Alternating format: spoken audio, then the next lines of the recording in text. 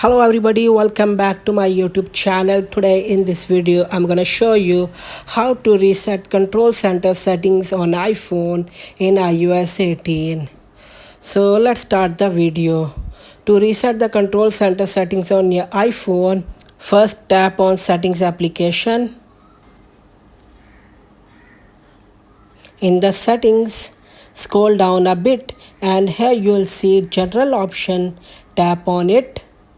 Now scroll all the way to the bottom of the page until you see this option called Transfer or Reset iPhone.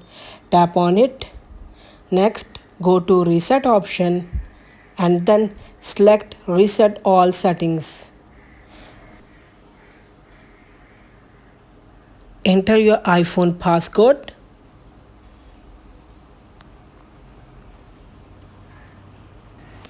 Now again tap on Reset All Settings at the bottom. So this will reset all of your iPhone settings to their defaults, including the control center, but it won't delete any of your data like photos, apps or contacts.